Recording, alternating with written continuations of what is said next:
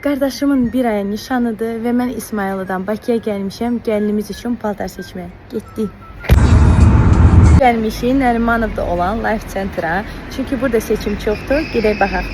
Mağazinlər saat 11-də açıldığı üçün gəldik Nizami Mola. Burada da çoxlu paltarlar var.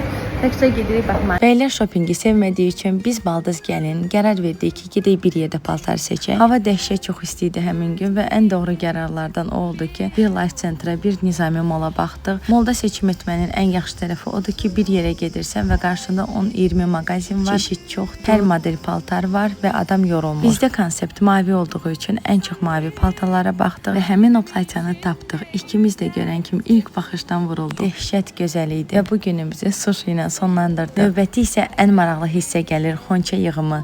Xonçalarımızı, gəlinimizlə hamısını bir yerdə hazırlayacaq.